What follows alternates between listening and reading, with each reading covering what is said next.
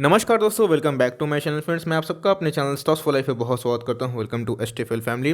Dear family, मेरे सबको पता है कि शाम को मेरी एक वीडियो आती है, इसका नाम है स्टॉक फटाफट या न्यूज़ फटाफट, कुछ भी नाम दे सकते हैं, जहां पे वीडियो एक चर्चा ने कौन से स्टॉक में क्या न्यूज़ आ रही है और क्या बेस्ट बाइंग लेवल दोस्तों इमर्ज हो रहा है। मैं बस इतना होमवर्क आपके लिख करके आता हूँ, बट आप लोग दोस्तों वीडियो को पूरा देखते नहीं है। और दोस्तों इधर पे बहुत हिडन जो बात है, जो मैं बीच में जो बोलता हूँ आपसे मिस हो जाता है, तो मैं रिक्वेस्ट करूँगा कि एटलीस्ट इस वीडियो को पूरा देखें, जहाँ पर दोस्तों सिर्फ और सिर्फ न्यूज़ है, नो बकवास। की चैनल फर्स्ट टाइम में सब्सक्राइब कर सकते हैं इस तरह की दिग्गज वीडियो सबसे पहले एक्सेस करने के लिए। फ्रेंड्स, मैंने आज के दिन 10 गुरु मंत्र बताए हैं किनके जो बिलियनियर इन्वेस्टर हैं। इनमें दोस्तों बहुतों के पास नोटिफिकेशन नहीं गया। मैं रिक्वेस्ट करूंगा कि आप जाके इन सब वीडियो का भरपूर फायदा उठाएं और कैसे दोस्तों कोई भी बिलियनियर इन्वेस्टर बनते हैं, उनके जो मंत्र हैं उनको जाके जरूर देखें।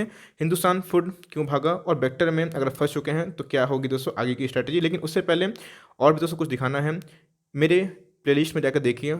टेक्निकल क्लासेस दोस्तों मैंने भर दिए हैं, और जैसे जैसे फैमिली बड़ी होगी और भी दोस्तों ऑप्शन रहें, और भी दोस्तों लाइक जो एक फ्यूचर होते हैं कैसे ट्रेड किए जाते हैं, पूरा दोस्तों मैं ट्यूटोरियल लेके आ जाऊंगा। Now without linking for a time, let's begin.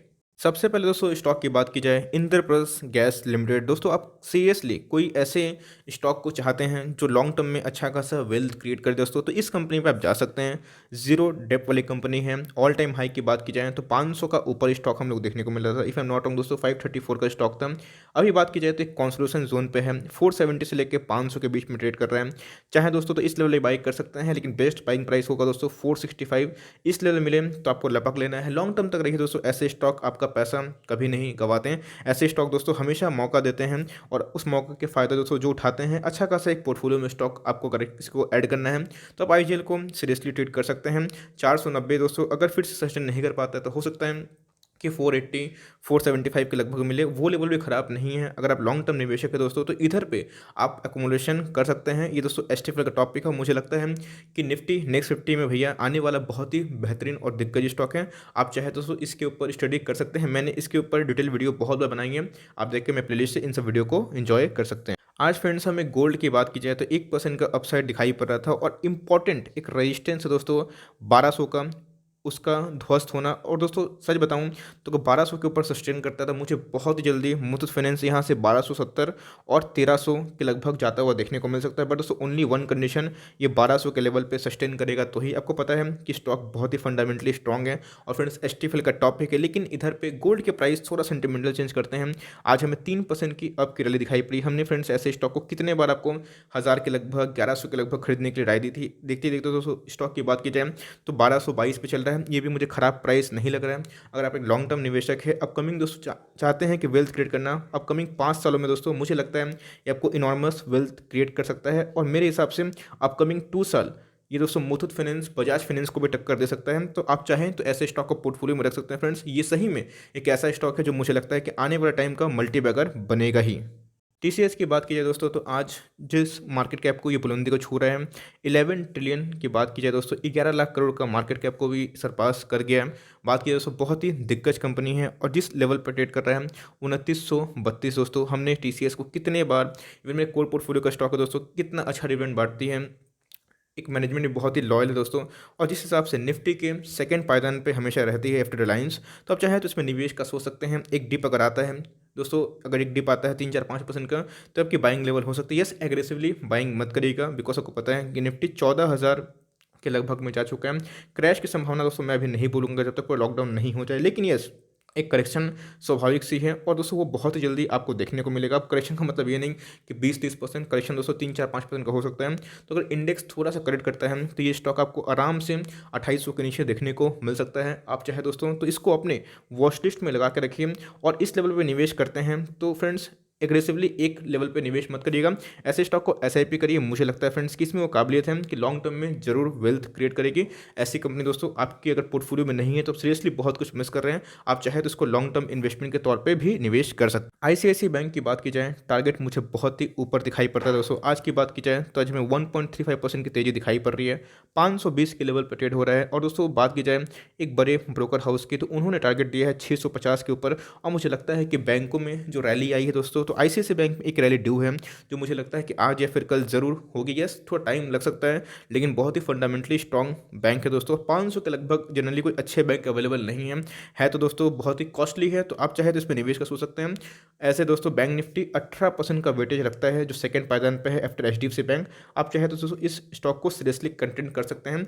बात की जाए अपने 52 वीक हाई से अभी भी दोस्तों 30-35 रुपये डाउन साइड में है, तो अपना जो बाइंग है अपना जीटीटी 500 के लेवल पे लगा सकते हैं। अगर आपको 500 कोई स्टॉक चाहिए दोस्तों तो ये मेरा पहला पिक है जो आप आईसीआईसीआई बैंक को चूज़ कर सकते हैं। स्टेट बैंक में दोस्तों मैं वही बात बोलूँगा, अगर आपके पास है तो बेचने की अभी जल्दीबाजी नहीं करिएगा, बिकॉज बैंकों में जो हमें रैली देखने को मिल रही है दोस्तों तो उस हिसाब से 370 का ये स्टॉक है if I am not wrong, तो अभी 275 में है, तो मेरे हिसाब से एक रैली ड्यू है। और दोस्तों अगर ये 275 को सर्वाइव करता है, मैं चार्ट पर देख रहा था 275 280, तो ये ऑफकोर्स 290 और 300 को ज़रूर टच करने की कोशिश करेगा। तो मुझे लगता है कि यहाँ पे एक मोमेंटम आ सकता है दोस्तों। तो अगर फ्रेश बाइंग करनी है तो 260 के नीचे आप कर सकते हैं, 265 भी मिले तो चलेगा।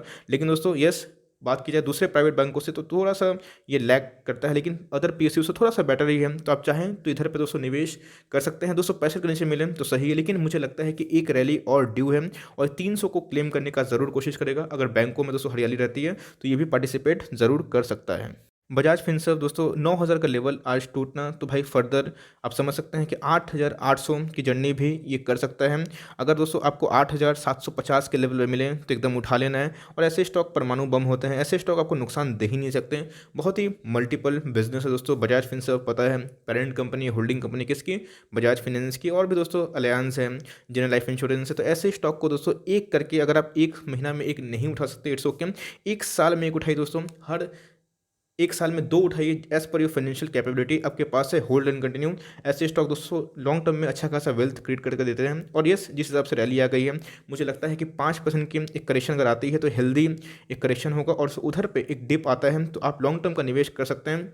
बात की जाए 9000 का एक डिप आता है तो 8800 और 8750 आता है दोस्तों, तो आपकी एक अच्छी एंट्री लेवल हो सकती है। इस लेवल भी खराब नहीं है दोस्तों, 10,000 का स्टॉक है, आप चाहे तो इधर पर भी एंट्री कर सकते हैं। लेकिन यस, अगर 250-300 पॉइंट की गिरावट में एंट्री करते हैं तो आप थोड़ा सा सेफ जोन पे चले जाते हैं। दीपक नाइट की कहानी बहुत ही पुरानी है। मैंने दीपक नाइट को 572, 600, 650, 700, 750, 800 पे दोस्तों जब एक डिप आया था 812 में मैंने फिर उठाया था। और दोस्तों मैं जब अच्छी कंपनी को उठाता हूँ तो थोड़ा सा बल्क में उठाने की कोशिश करता हूँ, बिकॉज यस मैं एक स्विंग ट्रेडर भी हूँ दोस्तों। तो मेरे पास होल्डिंग में बहुत सारे स्टॉक्स है दीपक नाइट के, मैंने स्विंग में भी इसको निवेश किया है। तो पर दोस्तों शेयर मुझे बहुत ही कम टाइम, इवन लास्ट मंडे की ही बात कर रहा हूँ, 100 रुपये का अभी तक मुनाफा है। मेरा टारगेट दोस्तों सही में 135 रुपये का है। तो अगर मुझे 135 रुपये पर शेयर मिलता है एज ए स्विंग ट्रेडर दोस्तों, डिस्क्लेमर मैं आपको स्विंग ट्रेडिंग के लिए प्रोत्साहित नहीं कर रहा हूँ, बट मेरे पास अगर अपॉर्चुनिटी होती है तो मैं छोड़ता नहीं हूँ। मैं एक बहुत पेशेंस वाला इन्वेस्टर हूँ दोस्तों, लेकिन मैं बहुत एक एग्रेसिव ट्रेडर भी हूँ। जहाँ मुझे एमओएस मिलती है, मार्जिन ऑफ सेफ्टी, तो मैं टूट पड़ता हूँ। लेकिन लॉन्ग टर्म पर्सपेक्टिव से फ्रेंड्स मुझे लगता है कि ये एक ऐसी कंपनी है जो आने वाले टाइम में आपको इनॉर्मस वेल्थ क्रिएट करके देगी। आपके पास नहीं है, बहुत कुछ मिस कर रहे हैं। इसके ऊपर दोस्तों मैंने बहुत बार वीडियो बनाई है। और 900 का लेवल टूटता है, 880, 870 आराम से अगर आपको देखने को मिलता है तो आप उठा लीजिए। अगर नहीं उठा पाते हैं तो इक्का दुक्का करके दोस्तों ऐसे स्टॉक को निवेश करिए। अगर आपको 100 स्टॉक उठाना है तो 20, 22, 25, 30 ऐसे करके उठाइए। और लॉन्ग टर्म तक दोस्तों अपने मीन्स अपने कमिंग जनरेशन के लिए ऐसे स्टॉक छोड़ दीजिए। ऐसे स्टॉक सही में बहुत ही सस्ते भाव पे अभी भी वैल्यू जस्टिफाई नहीं करते दोस्तों। मुझे लगता है कि आने वाले टाइम में ये अच्छा और भी करेंगे। यस, इसके ऑल्टरनेटिव और भी अच्छे अच्छे स्टॉक्स हैं, आप चाहे तो केमिकल सेक्टर के और दूसरे स्टॉक पर भी निवेश कर सकते हैं। बट दोस्तों बिलो 1000 जनरली कोई उतने अच्छे केमिकल सेक्टर के स्टॉक अभी अवेलेबल नहीं है तो भाई जिनका भाव 2500, 2000, 3000, इवन 4-5-6 हज़ार तक भी है, तो आप चाहें तो दीपक नाइट को सीरियसली ट्रीट कर सकते हैं। आपके पास है, होल्ड एंड कंटिन्यू, बेचिएगा मत दोस्तों। बहुत ही लॉन्ग टर्म का गेम हो सकता है। यस, अगर आप ट्रेडर हैं तो आप अपना प्लानिंग कर सकते हैं। लेकिन दोस्तों मेरा जो टारगेट है ऐसे स्विंग ट्रेड, तो मैं 135 रुपये एक्सपेक्ट किया हूँ, मुझे इस लेवल में मिलता है तो भाई मैं निकल जाऊँगा। लेकिन दोस्तों लॉन्ग टर्म पोर्टफोलियो से मैं इस स्टॉक को कभी नहीं बेचने वाला। मुझे लगता है फ्रेंड्स ये फॉरएवर वाला स्टॉक बन सकता है मेरे पोर्टफोलियो का। सेम दोस्तों टाटा कंज्यूमर प्रोडक्ट्स अभी भी मैं नहीं बेचूंगा। और मुझे लगता है मैंने बीच में बोला भी था कि यस प्रॉफिट बुक करना एक पार्ट है, लेकिन जिस हिसाब से इसमें एक न्यूज़ आ रही है कि निफ्टी 50 का पार्ट बन सकता है, यस अगर न्यूज़ फर्जी होगी तो पिटाई होगी। लेकिन दोस्तों मुझे लगता है कि टाटा ग्लोबल जब ब्रेवरेजेस था और उस हिसाब से जो कंज्यूमर प्रोडक्ट्स बन चुके हैं तो इसमें और भी ग्रोथ बाकी है। जब तक 600 के ऊपर सस्टेन करता है तो मुझे लगता है कि ज़रूर इसकी अपकमिंग चांसेस है। और दोस्तों 600 का ब्रेकआउट मिला है तो ये ज़रूर 600 के आगे चलने के लिए ब्रेकआउट मिला है, वरना नहीं मिलता। आपको 600 के नीचे मिले तो लॉन्ग टर्म का निवेश कर सकते हैं। बहुत ही बेहतरीन स्टॉक है दोस्तों, और मुझे लगता है कि यस, ये आने वाले टाइम में एक अच्छा एफएमसीजी में कन्वर्ट हो सकता है। आपके पास है होल्ड एंड कंटिन्यू, मुझे लगता है कि टारगेट बहुत ही अप है। भारतीय एयरटेल को लेके मैं बहुत ही कुछ दिन से एग्रेसिव दिखाई पड़ रहा हूँ, आपको पता है, बिकॉज मुझे लगता है कि 2021 इसके लिए ही होगा। बिकॉज जिस हिसाब से अपने एक्सपेंशन कर रहे हैं और जिस हिसाब से कस्टमर को अपने ऐड कर रहे हैं, सब्सक्राइबर बेस बढ़ रहे हैं, इतने दोस्तों इनके डेट भी धीरे धीरे कम हो रहे हैं। तो मुझे लगता है कि डुओपोली रहती है तो रिलायंस जियो और इनको सीधा बेनिफिट होगा। उनके पास वो कैपेबिलिटी है कि आराम से सस्टेनेबल जो कॉम्पिटिटिव एडवांटेज है उसको झेल सकते हैं। ये दोस्तों रिलायंस जियो हमेशा पहला प्रायोरिटी होगा। लेकिन आप इसमें स्विंग ट्रेड भी कर सकते हैं। अच्छे अच्छे ब्रोकर्स की बात की जाए तो उन्होंने दोस्तों यहाँ से 700 तक का ही प्रोजेक्शन दिया है, लेकिन मैंने बोला है कि आप चाहें तो 490 या फिर डीप स्टॉप लॉस 484 का लग सकते हैं। और इधर पे दोस्तों आप चाहे तो स्विंग ट्रेड कर सकते हैं। बहुत ही बेहतरीन स्टॉक हमें देखने को मिला। यस, पहले से फंडामेंटल सुधरते हुए देखने को मिल रहा है, इसलिए मैं बोला यस वोडाफोन आइडिया दोस्तों मैं अभी भी अवॉइड करूँगा। आप चाहे तो निवेश कर सकते हैं, लेकिन भारतीय एयरटेल मुझे यहाँ पे पोटेंशियल दिखाई देता है। पीडीलाइट में भी दोस्तों मुझे वो दम दिखाई पड़ता है। बात की जाए निफ्टी नेक्स्ट 50 का, बहुत ही दिग्गज और धांसू स्टॉक है। आपके पास है होल्ड एंड कंटिन्यू। मुझे लगता है दोस्तों एक साल में ये ज़रूर 2000 के लेवल को ध्वस्त करने की काबिलियत रखता है।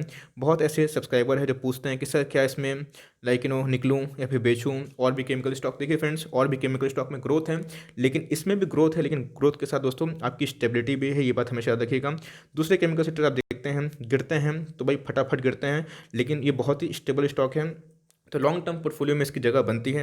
आप अगर निवेशित है तो निवेशित रहिए। मुझे लगता है फ्रेंड्स कि अपकमिंग 1-1.5 साल में टारगेट मुझे एटलीस्ट यहाँ से 2200 दिखाई पड़ता है। आप चाहें तो बिल्कुल भी दोस्तों इस स्टॉक को अवॉइड मत करिए। अगर डिप आता है तो लॉन्ग टर्म का निवेश कर सकते हैं। यस, अब ये मत सोचिएगा कि ये दीपक नाइट्रेट की तरह, नवीन की तरह इतना वोलेटाइल रहे, इतना रिटर्न दे। नहीं दोस्तों, बड़ी कंपनी है तो बड़ी कंपनी रिस्क कम होती है तो रिवॉर्ड भी कम ही मिलता है। तो आप चाहें तो लॉन्ग टर्म का निवेश कर सकते हैं। एक डिप आए तो आप एंट्री पॉइंट ले सकते हैं। डिप अगर आता है फ्रेंड्स 1700 के नीचे तो एंट्री पॉइंट हो सकती है आपके पास है। होल्ड एंड कंटिन्यू दोस्तों बेचने की रिकमेंडेशन नहीं। एसबीआई लाइफ ने आज बहुत ही इंपॉर्टेंट एक ब्रेकआउट दिया है 900 के ऊपर दोस्तों। अगर ये सस्टेन करता है तो मुझे हैरानी नहीं होगी। जल्दी दोस्तों मुझे 970 और इवन 1000 के ऊपर भी दिखाई पड़ता है। बात की जाए मोतीलाल ओसवाल ने इनको 1050 का टारगेट दिया है, और मुझे लगता है फ्रेंड्स कि ये डिजर्व करते हैं। इंडस्ट्री पी से काफ़ी सस्ते हैं। बात की जाए इनके पीएस थोड़े महंगे भी दिखाई पड़ते हैं। आपके पास नहीं है खरीदने का, बस मौका ढूंढिए। ये लेवल भी ख़राब नहीं है, आप इधर पे एंट्री कर सकते हैं और जितना गिरे दोस्तों उतना ऐड करिए। बात की जाए इस कंपनी को मत देखिए फ्रेंड्स, इनके सेक्टर को देखिए। इनके सेक्टर बहुत ही बूमिंग ईयर है। आप देखिएगा कोई भी सेक्टर देखिएगा दोस्तों, हमेशा निफ्टी में एक पैटर्न वाइज काम होता है, सेक्टर वाइज काम होता है। कभी आईटी भागता है तो कभी बैंक्स गिरते हैं, कभी दोस्तों रिलायंस भागता है तो कभी ये गिरते हैं। वो पैटर्न होता रहता है। लेकिन फ्रेंड्स मुझे लगता है कि कोई कोई ऐसे सेक्टर होते हैं जो कमिंग 3-5-10 सालों में बूम करते हैं। आपको पता होगा कि मेटल सेक्टर थे, सीमेंट सेक्टर थे, 2000 से 2008 तक बहुत ही बूमिंग थे। उसके बाद दोस्तों बैंक आ गए। तो भाई ये होता रहता है, और मुझे लगता है कि अपकमिंग 10-15-20 साल के लिए ये आपके लिए सेक्टर हो सकता है। तो आप चाहे तो HDFC लाइफ, बजाज फिनसर्व और SBI लाइफ, ICICI लोम्बार्ड को भी ले सकते हैं दोस्तों। ये आपके पिक में होना चाहिए, और ये लेवल को दोस्त को मिस मत करिएगा। और एक डिप आता है तो ऐड करते रहिए। ऐसे स्टॉक लॉन्ग टर्म में अच्छा खासा पैसा बनाएंगे, और ऐसे स्टॉक पे आपको भरोसा बस होना चाहिए। हिंदुस्तान यूनिलीवर दोस्तों मुझे लगता है कि इधर पे भी एक एक्मुलेशन का मौका हो सकता है। बात की जाए बड़े बड़े ब्रोकर हाउस का तो उन्होंने 2500 के ऊपर टारगेट दिया है। आप चाहे दोस्तों ऐसे स्टॉक को इक्का दुक्का लेके बैटिंग करिए। मुझे लगता है फ्रेंड्स कि आपकी स्ट्रैटेजी क्लियर कट 2 होनी चाहिए। एक तो आपको लॉन्ग टर्म में बहुत ही अच्छे खासे स्टॉक को एमओएस पे लेना है, जी हाँ दोस्तों ध्यान रखिएगा। और दूसरा स्ट्रैटेजी ये होना चाहिए कि एक शॉर्ट टर्म पोर्टफोलियो बनाएंगे, जहाँ पे आपको मोमेंटम स्टॉक पे अगर चेस करने का मन होता है तो एसएल लेके वहाँ प्रॉफिट कमाइए, और उस प्रॉफिट को दोस्तों एमओएस वाले स्टॉक पर निवेश करके लॉन्ग टर्म पोर्टफोलियो बनाएंगे। दोस्तों हमेशा याद रखिएगा, अगर आपके पास मौका है तो आपको चौका मारना पड़ेगा। कोई बोलता है ट्रेडिंग करना पाप है, नहीं दोस्तों ऐसा नहीं है। अगर आप स्किल है आपके अंदर तो ट्रेडिंग पाप नहीं है। यस, हम लोग भी दोस्तों ट्रेडिंग करते हैं, हमने इतना ट्रेडिंग करके पैसा कमाया है आप बिलीव नहीं कर सकते। लेकिन दोस्तों मैं देखिएगा, मैं फिर भी ट्रेडिंग को कम प्रोत्साहन देता हूँ। मैं हमेशा आपको इन्वेस्टर बनने के लिए सलाह देता हूँ। यस, मुझे पता है ऐसे बहुत लोग हैं जो मेरे चैनल से जुड़े हुए हैं जिनका एज 50 के भी ऊपर है, तो मैं अभी हमेशा उनको अगर ट्रेडिंग के बारे में बताऊंगा तो उनके मन में ग्रिड आएगा, और दोस्तों बिना नॉलेज का वो मार्केट में उतर जाएंगे, उनका लॉस हो जाएगा। इसलिए मैं हमेशा ये चाहता नहीं हूँ। यस फ्रेंड, जो एग्रेसिव हैं, जो नॉलेजेबल है वो ट्रेड कर सकते हैं, लेकिन दोस्तों आपकी प्रथम प्राथमिकता यही होनी चाहिए, आपका पोर्टफोलियो 80% हमेशा इन्वेस्टमेंट के तौर पे बनना चाहिए, और 20% चाहे तो आप ट्रेडिंग कर सकते हैं। और जितना आपका एज बढ़े दोस्तों तो उस हिसाब से इसको और बढ़ाइए इन्वेस्टमेंट, और ट्रेडिंग मत करिएगा। लेकिन अगर आप की एज कम है, आपकी एज दोस्तों लाइक बिलो 30 है, 25 के लगभग है, आप चाहें तो अच्छा नॉलेज जो मेरे वीडियोस है उन सब का फ़ायदा उठाकर ट्रेडिंग भी करिएगा। लेकिन यस, ऐसे ले काम करिएगा। और दोस्तों जो ट्रेडिंग से पैसा कमाते हैं उसको वैल्यू इन्वेस्टिंग में रखिएगा। आपने देखा होगा कि बहुत सारे इंश्योरेंस कंपनी, बहुत सारे म्यूचुअल फंड की कंपनी प्रॉफिट बुक करते हैं और उसको कहाँ इन्वेस्ट करते हैं, जो दगे हुए सेक्टर है जिसमें वैल्यू है लेकिन उसमें रैली नहीं है, तो वही करिएगा। बिकॉज प्रॉफिट बुक करना, एसएल लिए काम करना, ट्रेडिंग करना, इन्वेस्टमेंट करना दोस्तों, ये एक वेल्दी एक साइन है। आपने देखा होगा कि बड़े बड़े इन्वेस्टर्स भी यही करते हैं। कोई बोलता है कि नहीं एक स्टॉक ले लो, 20 साल के बाद करोड़पति बन जाओगे फ्रेंड्स, वैसा कोई 100 में से एक स्टॉक में होता है। लेकिन आपको हमेशा नॉलेज के संग इधर से उधर करना ही पड़ता है। लेकिन यस, इसलिए दोस्तों निफ्टी की बात की जाए तो रिबैलेंसिंग होती है, इसलिए कोई पाप नहीं है अगर आप प्रॉफिट बुकिंग करते हैं। तो बात की जाए एचयूएल की, तो मुझे लगता है कि अपकमिंग टारगेट्स हाई है। आप चाहे दोस्तों एक दो रन लेके, एक दो स्टॉक उठा के आप लॉन्ग टर्म तक ऐसे स्टॉक को एक्यूमुलेशन जारी रख सकते हैं। रिलायंस इंडस्ट्रीज अगर 2000 का लेवल सस्टेन करता है फ्रेंड्स, तो मुझे लगता है कि बैंक निफ्टी में थोड़ा सा करेक्शन आएगा, प्रॉफिट बुकिंग अगर होती है तो रिलायंस भागेगा। अपकमिंग 2000 के ऊपर अगर सस्टेन करता है तो 2050 और 2070 दोस्तों मुझे जल्दी ही देखने को मिलता है। आपके पास है होल्ड एंड कंटिन्यू, ये लेवल भी खराब नहीं है। एक डिप आता है तो आपको अच्छी बेस्ट लेवल मिलेगी और 1950 के नीचे मुझे एमओएस दिखाई पड़ती है। बाटा की बात की जाए, बहुत अच्छा स्टॉक है, लेकिन इनके जो क्वार्टर 2 के रिजल्ट थे काफ़ी दोस्तों बेहतरीन नहीं थे, काफ़ी ख़राब थे। इसलिए रिलैक्सो ने अपने ऑल टाइम हाई के करीब कगार मीन्स जा चुका है, लेकिन दोस्तों अभी भी ये स्ट्रगल कर रहा है। आप चाहें तो इधर पे लॉन्ग टर्म का निवेश कर सकते हैं, लेकिन रिलैक्सो में मुझे अभी और ग्रोथ दिखाई पड़ता है। मुझे लगता है कि आने वाले टाइम में रिलैक्सो जरूर और परफॉर्म कर सकता है, लेकिन दोस्तों इस लेवल पे भी मुझे खराब लेवल नहीं लग रहा है। आप चाहें तो निवेश कर सकते हैं और 1570 1550 का डिप आए तो आप उधर पर भी ले सकते हैं। जीरो डेट वाली कंपनी है और बहुत ही अच्छी कंपनी है। आप चाहे तो लॉन्ग टर्म का निवेश कर सकते हैं इस लेवल पर भी। बजाज फाइनेंस में मुझे लगता है फ्रेंड्स थोड़ा सा ग्रोथ कॉन्सोलेशन हो तो सही है, बिकॉज ये 5 ईयर का इंपॉर्टेंट जो ब्रेकआउट है तोड़ तो दिया है, लेकिन सस्टेन कैसे करेगा ये तो दोस्तों हमें वक्त बताएगा। बिकॉज जब तक इनके फिनेंशियल्स नहीं सुधरेंगे, अच्छा नहीं होगा, उस हिसाब से वैल्यूएशन क्या जस्टिफाई करेगा ये देखना बनता है। और Q3 के नतीजे दोस्तों इनके 20 जनवरी के दिन आने वाले हैं। मेरे कोर पोर्टफोलियो का स्टॉक है, लेकिन दोस्तों इस लेवल पे लॉन्ग टर्म का निवेश मैं रिकमेंडेशन नहीं करूंगा, नहीं करूंगा और नहीं करूंगा। एक डिप आता है तो ही करिएगा, बिकॉज आपने देखा होगा कि मैंने आज मिस्टर रामदेव अग्रवाल जी का कोटेशन आपसे शेयर किया। उनके क्या क्या इंपॉर्टेंट फार्मूलाज थे। इवन दोस्तों वैल्यू इन्वेस्टिंग के भी बेंजामिन ग्राहम के क्या आते हैं। आपको हमेशा स्टॉक मार्केट में एमओएस लिए काम करना होता है। यस, रिलायंस, इन्फोसिस, टीसीएस या जो भी हो आप उठा लीजिए फ्रेंड्स, बिना एमओएस का काम करके आप यस इधर से ऊपर जाएगा तो ही बेनिफिट रहेगा। लेकिन दोस्तों अगर वही 4850 4950 में अगर आपको मिलता है तो आपको एमओएस मिलता है, भले 300 का ही मिले लेकिन मिलता है दोस्तों। तो ऐसे लेवल पे एकोमोडेशन जारी रखिएगा। आपके पास है होल्ड एंड कंटिन्यू, चाहे तो प्रॉफिट बुकिंग भी कर सकते हैं और ऐसे स्टॉक को प्रॉफिट बुक करके दोस्तों जो अंडर वैल्यूड स्टॉक है उधर पर निवेश कर सकते हैं। लेकिन यस, लॉन्ग टर्म अगर आप 10 15 20 साल के प्लेयर हैं तो प्रॉफिट बुक करना नहीं रिकमेंडेशन है। आप चाहें तो इसको लॉन्ग टर्म तक एकोमोडेट कर सकते हैं। गिरे तो दोस्तों और ऐड करिए और लॉन्ग टर्म तक एक वेल्दी स्टॉक में आप होल्ड कर सकते हैं। आईआरसीटीसी में भी वही कहानी देखने को मिल रही है। बहुत लोग बेरिश हो चुके हैं, लेकिन दोस्तों मुझे यहाँ पे अपॉर्चुनिटी दिखाई पड़ती है। आप 2 साल से 3 साल के लिए इन्वेस्ट करना चाहते हैं तो भाई एसटीएफएल का टॉपिक है, डरना नहीं है। जीरो डेट वाली कंपनी है, बेहतरीन आरओई है। जितना गिरे दोस्तों ऐड करना है। बस इमेजिन कर लीजिए कि अगर गिरता है वर्स्ट तो 1300 जाता है, 1250 आता है, भाई उतना गिरे तो आप आराम से आपको सुपर एमओएस मिलेगा। अभी भी दोस्तों मुझे एमओएस दिखाई पड़ता है, 2000 का स्टॉक है, 1400 पे है। और अगर दोस्तों 1400 तोड़ता है, 1300 के लगभग जाता है, 1320 के लेवल पे आता है तो आपको सुपर एमओएस मिलता है। और उसके नीचे दोस्तों आराम से आपको आंख बंद कर निवेश करना है। जीरो डेट वाली कंपनी है, मोनोपोली बिजनेस है भाई, ऐसी कंपनी कभी खत्म नहीं हो सकती। एचडीएफसी एएमसी, वही मेरी राय है। 2850 आपका एक एंट्री पॉइंट हो सकती है। 2850 2800 2750 एक डिप आए तो आप लॉन्ग टर्म का इन्वेस्टमेंट करें। जीरो डेट वाली कंपनी है, सेक्टर पे बिलीव करिए दोस्तों, सेक्टर बूमिंग है। बात की जाए एचडीएफसी एएमसी की, निपॉन की, म्यूचुअल फंड वाली और उसको इंश्योरेंस कंपनी जो है वो बहुत बूम कर सकती है। आप चाहे तो इसको भी कंसिडर कर सकते हैं। अभी दोस्तों 2894 पे चल रहा है। हमने ऐसे स्टॉक को 2100 पे 2200 पे आप सबको खरीदवाया था। डिवीस लैब को भी दोस्तों आप लोग हल्के में मत लीजिएगा, बहुत ही बेहतरीन कंपनी है और गिरे तो बस खाली ऐड करना है और लॉन्ग टर्म तक होल्ड करिए। बहुत ब्रोकर्स की मानना है दोस्तों कि 4000 के ऊपर जा सकता है। इन्फोसिस एक्यूमुलेशन का चांस तभी देगा दोस्तों जब ये 1200 के नीचे आएगा और उधर पे आप लॉन्ग टर्म का एक्यूमुलेशन कर सकते हैं दोस्तों। इधर पे आए तो आप आराम से, या फिर 1200 के लेवल 1210 पे भी आए तो आप निवेश कर सकते हैं 5-10 साल का। बहुत ही बेहतरीन कंपनी है और मोस्ट वैल्यूएबल कंपनी के लिस्ट में दोस्तों इनका नाम शुमार है। आपको बेचने की जरूरत नहीं है। ऐसे स्टॉक लॉन्ग टर्म तक आपके कोर पोर्टफोलियो का स्टॉक होना चाहिए। और फ्रेंड्स एचटीएफएल का टॉपिक है, बहुत बार कंपनी ने अपने आप को प्रूव किया है कि क्यों आपकी पोर्टफोलियो का स्टॉक होना चाहिए। यस, ग्रोथ दोस्तों आपको मिड कैप जैसा तो नहीं मिलेगी, लेकिन पैसा आपका सुरक्षित रहेगा। आईटीसी में बस मैं एक ही बात बोलूँगा दोस्तों, खोने के लिए कुछ नहीं है, पाने के लिए बहुत कुछ है। मुझे यहाँ पे friends to be very honest 1 सालों में मुझे 1:10 का रिस्क टू रिवॉर्ड दिखाई पड़ता है। अगर मुझे दोस्तों रिस्क अगर 1 रुपये का दिखाई पड़ता है तो रिवॉर्ड इसका अगेंस्ट में 10 रुपये का दिखाई पड़ता है। लेकिन यस, 1 से 2 साल के अंदर आप चाहें तो इस लेवल पर निवेश कर सकते हैं। बहुत ही बेहतरीन कंपनी है, जीरो डेट वाली है दोस्तों, ह्यूज रिजर्व और कैश है दोस्तों, इनके पास सरप्लस ही बहुत अच्छे हैं। आप चाहें तो बेहतरीन स्टॉक है, अच्छी कंपनी है, मूवमेंट थोड़ा कम देती है लेकिन अच्छी डिविडेंड बांटती हैं। आप लॉन्ग टर्म का निवेश कर सकते हैं। ये भी दोस्तों एसटीएफएल का टॉपिक है इस level. At last but not the least, Dixon भाई बहुत ही नाम कर रहे हैं। आज बात की जाए तो मोटरोला से जो डील हुई दोस्तों, उसके बाद इसमें एक आग लगते हुए देखने को मिली। लेकिन यही न्यूज़ चाहे जैसा भी हो, पॉजिटिव हो, खराब हो, गंदा हो, लेकिन न्यूज़ जब शांत हो जाए तब दोस्तों स्टॉक फंडामेंटल पाने की कोशिश करता है। एक डिप आता है 1250 के नीचे आता है, मीन्स 12,500 के नीचे दोस्तों, तभी निवेश करना आइडियल होगा। इस लेवल मैं निवेश नहीं करूंगा, आप चाहे तो निवेश कर सकते हैं। So for timing that's end of the video analysis on stock फटाफट। आई होप दोस्तों ये सीरीज आपके लिए हेल्पफुल है, टाइम सेविंग है। अगर एक चाहते हैं दोस्तों सपोर्ट करना तो एक लाइक बनता है चैनल फर्स्ट टाइम में, याद से सब्सक्राइब भी कर दीजिएगा। फर्दर कोई डाउट है तो प्लीज टॉप इट आउट, कोई भी स्टॉक का रिव्यू चाहिए उसका नाम भी जरूर ड्रॉप करें। I would love to make a video on your demand. तो गाइस मिलते हैं जल्दी, तब तक के लिए bye, thanks for watching friends, God bless you all.